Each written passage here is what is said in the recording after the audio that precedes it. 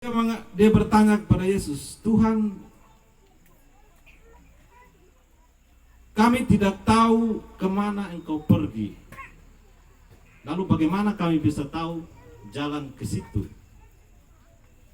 Ini sebuah pertanyaan ketakutan atau masih keraguan dari Thomas. Padahal dia adalah murid Yesus yang setiap hari berjalan bersama Yesus, hidup dengan Yesus. Lalu bagaimana dengan kita? Kita ini tidak pernah hidup dengan Yesus. Kita tidak pernah berjumpa dengan Yesus. Tetapi kita punya iman bahwa kita percaya seperti yang Yesus katakan. Aku adalah jalan, kebenaran, dan hidup. Tidak ada seorang pun yang dapat datang kepada Bapa kalau tidak melalui aku. Maka itu kita harus percaya bahwa Yesus adalah jalan dan melalui Dialah kita dapat sampai kepada Bapa. Sehingga sekali lagi Bapak Petrus, ya saya dengar cerita bahwa Bapak Petrus adalah orang Katolik pertama di Hamaparaeng ini, kalau saya tidak salah. Dan dengan demikian kita yakin bahwa imannya akan Kristus itu akan menghantar dia dan kini sudah berada dalam kerajaan Bapa. Dan akhirnya kita semua juga diajak untuk memiliki keyakinan yang sama supaya kelak kita juga masuk dalam kerajaan surga. Bapak, mama, saudara dan saudari yang dikasihi Tuhan, ya, khotbah saya tadi saya bagi dua, karena ada dua bacaan. Kita juga punya dua momen malam ini.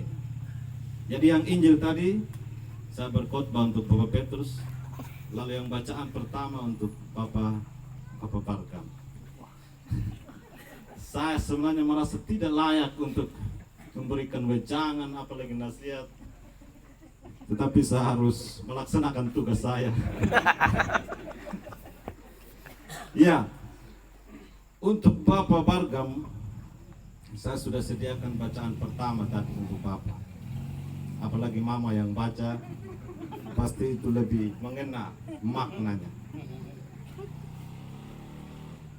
Rasul Paulus menasihati Titus sebenarnya. Tapi semoga ini Rasul Paulus juga, karena saya tidak layak menasihati Bapak, saya pakai namanya Rasul Paulus untuk nasihat Bapak. Tadi dalam ayat kedua dikatakan, laki-laki yang sudah tua hendaklah hidup sederhana. Hidup sederhana, Bapak. Hidup terhormat. Ini Paulus yang ngomong, Bapak. Hidup terhormat, bijaksana, sehat dalam iman, dalam kasih dan dalam ketekunan. Juga hidup sebagai orang beribadah. Jadi masa pensiun, masa tenang sebenarnya. Tenang untuk lebih mendekatkan diri dengan Tuhan. Jangan menjadi hamba anggur. Saya tidak tahu Bapak Bargam selama ini minum ke tidak Bapak? Tapi waktu misa perdana saya lihat Bapak ada minum.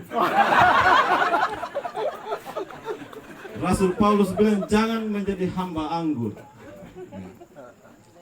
Lalu cakap mengajarkan hal-hal yang baik. Nasihatilah orang-orang muda supaya mereka menguasai diri dalam segala hal. Dan yang terakhir ini paling menarik. Dan jadikanlah dirimu sendiri suatu teladan dalam berbuat baik. Jadikanlah dirimu sendiri suatu teladan dalam berbuat baik. Dan tadi yang bagian terakhir dari bacaan pertama tadi, Mama juga baca dengan sangat bagus. Berikanlah semuanya itu, nasihatilah, dan yakinkanlah orang dengan segala kewibawaanmu. Janganlah ada orang yang menganggap engkau rendah. Ya, nanti bacaan ini Bapak bisa baca lagi di rumah,